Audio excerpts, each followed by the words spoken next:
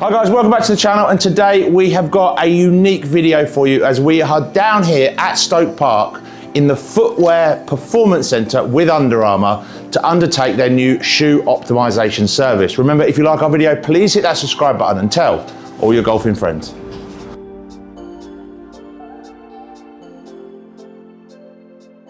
So guys, this is a unique video for us. We have come away from the world of golf clubs and we've come into the world of footwear. I'm here today with Chris Murtagh from Under Armour down here at their new performance facility in Stoke Park. Chris, thanks very much for joining us. No problem. You're going to take me through the shoe optimization process here at the Under Armour Footwear Lab, if you like. We've walked in this morning and there is a lot of tech, a lot of lights, a lot of cameras, lots of technology. Do you want to just kind of give us a brief overview before we get started about what we're going to do? Yeah, of course I can. So TrackMan, I'm sure you're familiar with TrackMan, sitting there, we'll measure the ball speeds and the club data from that machine. And we've got the biomechanical force plate here on the ground. The biomechanical force plate is going to measure pressure. It's going to move how you're moving your backswing, how you create coil and load. And what we're going to see is how can we optimize that? How can we get hitting the ball more solidly and hopefully gain a few yards and gain a bit more consistency on your dispersion. Okay, so let's dive straight in and let's see. What do you want me to do first? I just want you to hit. You got a 6-iron in your hand? I've got 7-iron. Perfect. Just fire away to the screen for me. We'll get some raw data and just a couple of shots first of all without the plate. Get accustomed to where you're without the plate. On the plate. But just more than anything, getting used to the differences in where you want the ball to be, and then we're going to get the plate on and start hitting some shots. Very good. How far do you hit that 7-iron usually? About 170, let's call it. Is that close? There you are. 170.0. Yeah, pretty good. There you go. Very good. Right. What we're going to do now is, if you just jump off for me a second, I'm just going to calibrate the plate. Great, wonderful. So if you jump back on there for me, Alan, all you're going to do, get yourself into position to strike, and all I want you to do is to rock on your heels and toes as aggressively as you can until we get a nice beep on the plate. There you go, fire away.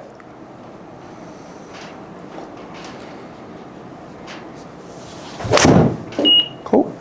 Every shot we're going to hit probably 3 or 4.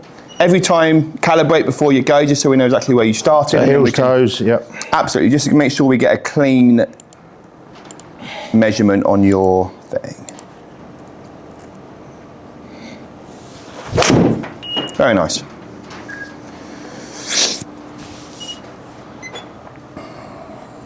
We said that last one was good? Yeah, better strike that one, yeah. We're going to look at that one on the machine, we'll look at them all. So just obviously for the viewers at home now, we've taken some data on TrackMan. We've now moved across to, what is this piece of equipment? This is a biomechanical force plate. We've got pressure pads on the top, force plates on the bottom. Proprietary technology created by JJ Rivet. We work with JJ here at Stoke Park. So this was created in COVID times, and essentially all of his years of experience and knowledge and whatever in this machine. Within here, what we're looking for, movement left to right, front to back, and more importantly, the first thing is, what's your swing signature? We've established at the beginning that you're right-handed, we think. Yes, yeah. Right-footed, generally. Left-footed. Left-footed, sorry, and then we're thinking right or left hand, but predominantly left for right. Predominantly left. So definitely a cross. Yes. Within that, in transition, we usually would see somebody who has your dominance actually coming slightly outside in. Would tend to be more of a puller. You're fighting that. So again, like we were saying, certainly in your transition, you're moving much more inside out. So it would suggest that you're typically a drawer of the ball. That would be your best shot. I don't know if that's what you're playing at the moment. Yeah, I'm slinging it, yes. Yeah, so I think I would definitely say that that's where we would be looking in your swing. As we start to go through these swings, the most important thing is that the traces that we see are pretty consistent. You can see the line is mostly coming from inside out in transition, so we're pretty consistent with what we're doing in transition. The biggest thing for me is the graph is very big. That means you're moving a lot around side to side. Okay. And as a result, the peak force is actually quite low. So we would be looking to try and get that peak force up into the 1.5, 1.6 region. The first question, these are... Sorry, just on that number there, that seems a very, in TrackMan world, kind of like a smash factor on strike. Correct. Yeah, so essentially, peak force is times your body weight at the peak in your swing, which for you is last parallel in the downswing. You're 1.38 times your body weight at that point. Okay.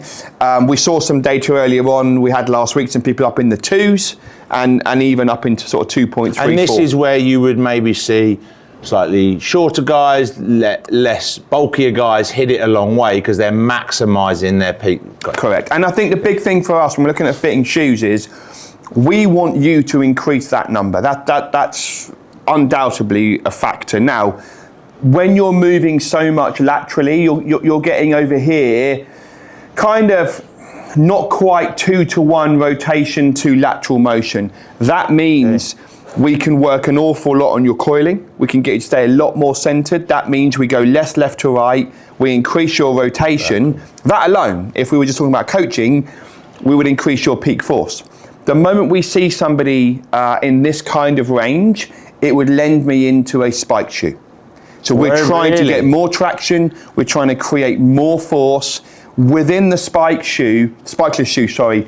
You can see the pattern all over the feet here and how we're moving a lot within that shoe. Someone who has high peak force to start with, we have no issue with them using spikeless. It's absolutely fine. But anytime we want somebody to increase their peak force, immediately the spike is the option. So this really, this is quite fascinating because I think the way we're seeing guys buy golf shoes in the shops at the moment is the first question we often get asked is, where's your spiked or spikeless, right? They're buying it winter versus summer. And I think that's almost where the golf shoes have been. What you're saying actually is depending on how far you want to, how much you want to optimize your own swing. Actually, spiked or spikeless, that simple element is quite going to make number quite a one. big Like it's the most simple way of doing that. Now you do have some caveats, which is basically you may be in the spike shoe all the time, and then you go and play links when the ground's very firm and the spike can shear.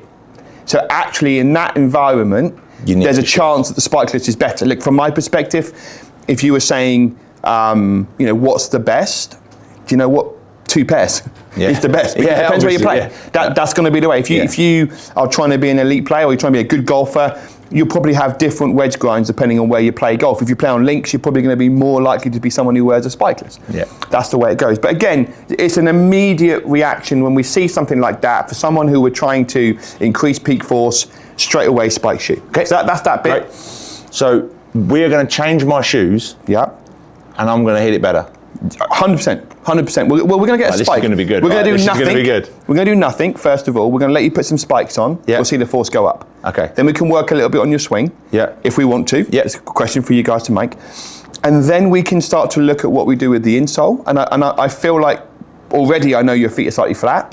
I know if we get them up, you're going to be able to stay more in the middle. And I hope the combination of 1, 2, 3 things will just improve. 100%. Okay, let's do it. Let's get your shoes.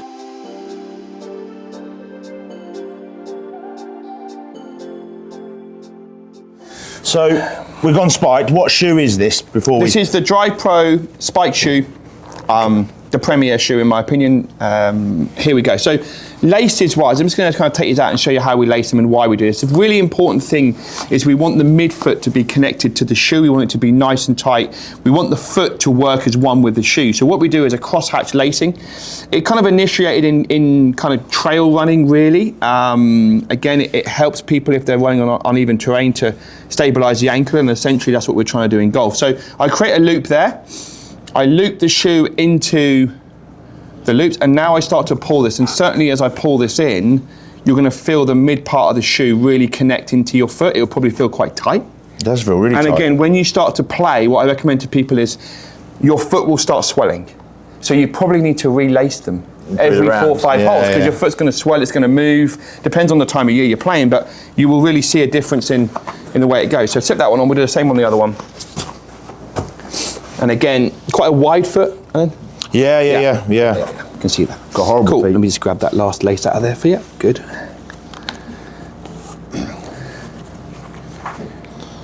So so you say this is kind of resonated or come from trail running? Yeah. You know, where did the thought of this where's the research coming from? Literally, it's kind of an unofficial. JJ was the first person to bring it into golf, and generally, it's just one of those things that I look at a lot of things and I say, can it make anybody any worse? Can it make anybody? It's only going to make you better. Yeah. It's only going to stabilise the foot better. It's only going to have less eversion.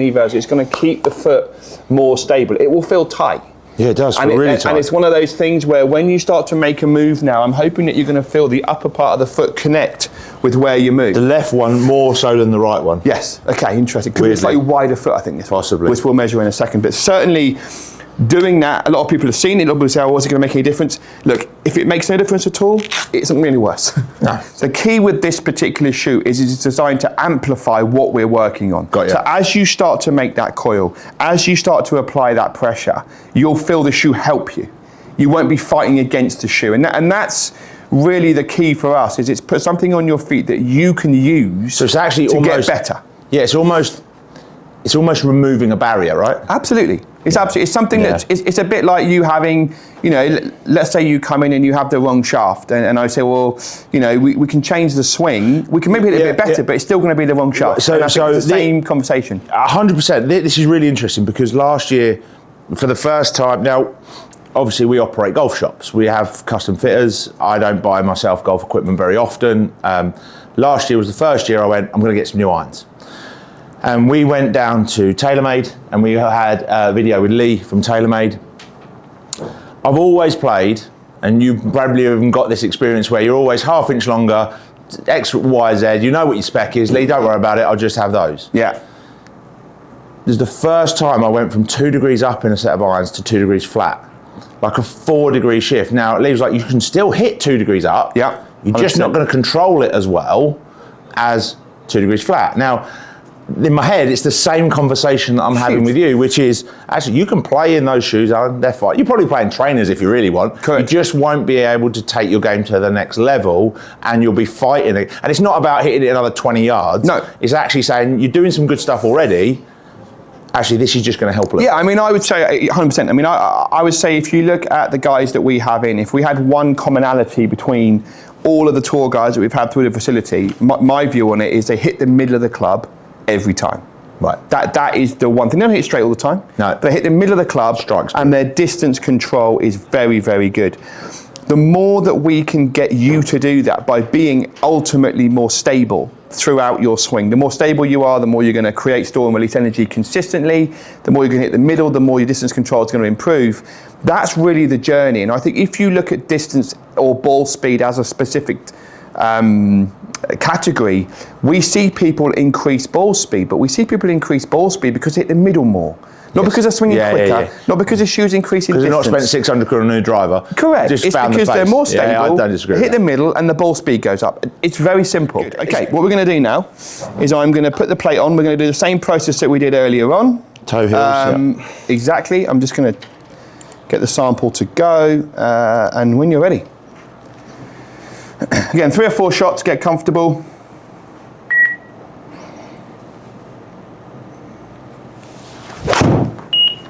Okay. Oh, great.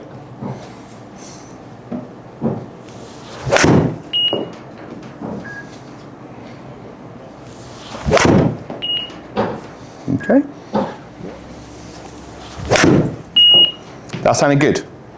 Bit toey, but certainly movement. Yeah, okay, interesting. And I want you to now, just very casually, the next few shots, on the bottom of your shoe, you have the spikes in the front toe and in the back heel, okay, on the right side. Yeah. I want you to imagine on these next 4 shots, all you're going to do, you're going to stay in the middle, you're going to fight, you don't go across to the right at all, and you're just going to torque the spikes of that right shoe and push your left knee forward.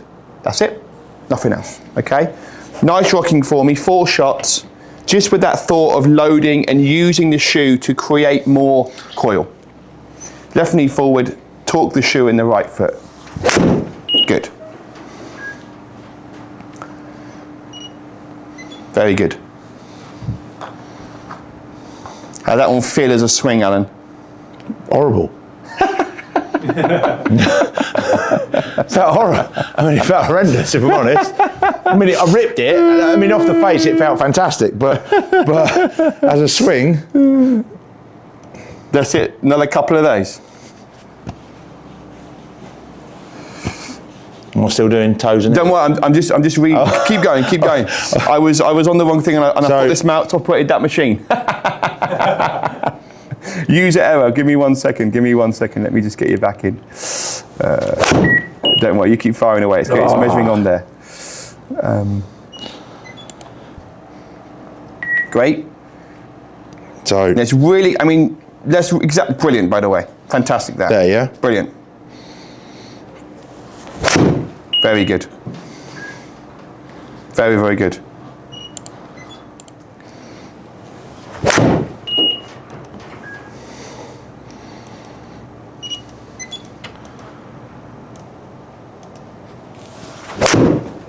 Very nice. Okay, let's we'll come over here in a second. When you get somebody who is an amateur, often they'll put the shoe on and there'll just be an immediate improvement. We see that happen because they're just a bit more stable. Yep. With elite players or good players like yourself in terms of handicap-wise, it's a case of putting the shoe on and then understanding how I use that shoe to make me hit it better. Yeah. And we could say put your shoe on and we could do the same movement, but it won't allow you to coil and move like this one does because of the rotational element of its design. Yeah. So if you go through these data, you've got your first 6 shots here. Your ball speed was 125.7, nominal environment, no change. You know, we're happy with the conditions being consistent. We changed you here. Now, what we see on this is similar results, 178 to 1, you know, similar kinds of results. We struck these a little bit lower on the face, which just slightly affected the ball speed. But we were looking at similar numbers, whatever. We then went to the next sample. We jumped up a lot. Okay, so you've now gone ball speed wise from one sort of 124, 125 to 129. Club head speed up to 94. Spin rate down, carry 192. Okay. I understand the argument that you swung a bit differently, completely, but my caveat to that is you can't do what we wanted you to do in the swing with the footwear you had initially. I could do it, but not to the best of my ability. Exactly. So this one, you've changed the shoe, you've started to move as it could, and I'm sure you would feel this, and you can question, but as you start to turn that right foot, like we were talking about, keeping the left knee a little bit more out, you start to feel the shoe almost corkscrew to the ground. Yeah, I think what's really there's a couple of bits there for me. Number one is I can't do it to my best ability in the current footwear. Absolutely, that's the bit I can do it. Absolutely, 100%. And I think when guys watch this back, they kind of, I'm always concerned that they'll think here's a sales pitch. Yes. Look, the guy's put a new pair of shoes on and hit it 50 yards further. Correct. And we've got to be careful we don't sell that idea. Yeah. I think, yes, I can make that knee out movement feel back. Of course you can. Yeah. In any pair of shoes. Of course. However, to make it better, this pair of shoes is helping and enhancing that movement. It's the same as a driver shaft, Alan. It's the same as a driver shaft. I could hit my driver shaft well. Yeah. But there's going to be something out there that actually makes me swing better. Yeah. And I think, you know, you were saying earlier on about upright against flat. You know what, you can make an upright club work, but you're always scared of it going left. So you don't release 100%. Correct. It flattens out, you can release the club and your club head speed goes up. Is that because of the club? Yes. But could you make the same release with your one? You could, but you do it way left. Yeah. So there's a placebo effect, but it's a link of how you feel. And I think from a coaching perspective, the thing that we find so hard to get to the bottom of is what happens in your mind. I'll give you a great example. I could get Iron Byron robot, I could incline it 20 degrees to the right, and it will hit the ball dead straight push to the right. If I aim an individual there, he'll come over the top and hit it left. React because the brain is going to change that. Yeah. And how do we coach the uncoachable? How do we make you release the club clearly quicker because of you being in a more stable, solid position? So we were sort of 138 on the clean measures ones. We were 141, 138. We changed the shoe. We went 142. We went, that was slightly lower because we didn't measure the thing. 145. you know, 140. So you could see just the shoe change, without changing the swing, we started to get near 2 to 1 in terms of rotation to lateral motion. We actually moved a little bit less across to the right. We were 76 earlier. We're now sort of going 74, 75 maybe, 76, you got to 77 even. But watch this, when we go down here and we start to look at these swings that you're making that coiling action in, you can see on the graph, the difference. Yeah, there you go. The graph is nowhere near across as much. Yeah. It's a much cleaner graph into the heel, straight out. There's not, if I go back to the earlier swings, you can just see how big that loop is here at the top. And we can see when we start to load into that heel correctly, that becomes much, much smaller, much, much tighter. Top of the backswing now, you're up to sort of 56, 55, 56 there in terms of across to the right. Then we're going to start transitioning. We only got to 72 on that one. So that's already 4-5% less lateral motion. And I know you can do it more. I know you can get even more. You can see the peak on the toe of the left foot there in that backswing. You can also see at the top of your backswing more pressure around the toe of that lead foot rather than it being all the way across in the toe. So I know you've got a lot of peak force. Again, you can see how high those peaks are. It's not a surprise that the peaks on the outside toe and the back heel are into the sharper pink color. That's the spike. That's the spike starting to press and starting to create that torque. That's on a quite a hard surface. Yes. You do that on grass, even more, ground, yeah. even more. You know. Let's have a look at your foot structure, because I'd be interested to have a look at the foot structure. Yes. Make some insoles, and then see what effect that has on what you want to do with your swing. Okay, let's do it. Let's do it. So if we take this foot, which is the one I was telling you about earlier on, you are you were saying that you kick with the left, yeah?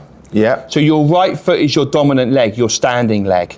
This foot has a little bit of pronation, not a huge amount. Like if I look at your about there is where your Achilles tendon is vertical, okay? So it's a little bit.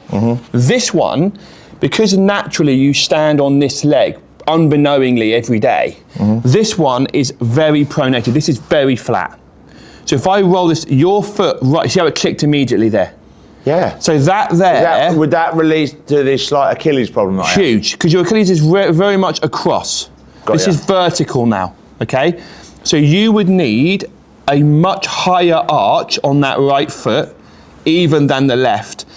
There, if I now pinch your subtalar joint here between the two joints, that's neutral. If you roll back where you were, I can't get my finger in this side at all. I can get it way in this side. So you've got a lot of pronation on this foot. What that does is it creates pressure here. If I ask you now to move that knee over your second toe, you'll find it very hard. It wants to come inwards. Yeah, it wants to go that way, yeah. If I roll you into a position I want now you do it, it's easy. Does that make sense? Yeah. So that is exactly what we're looking to try and create, is to get you in that position.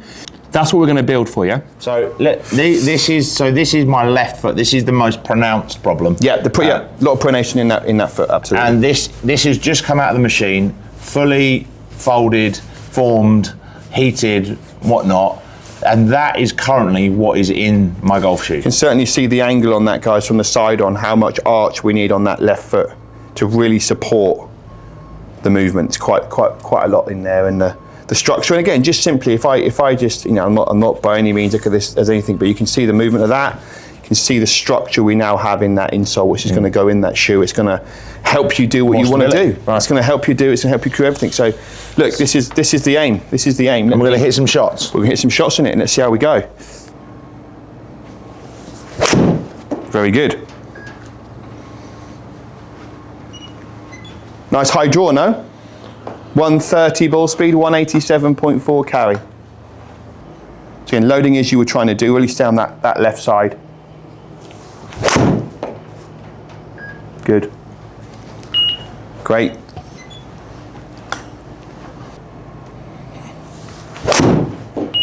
Very good.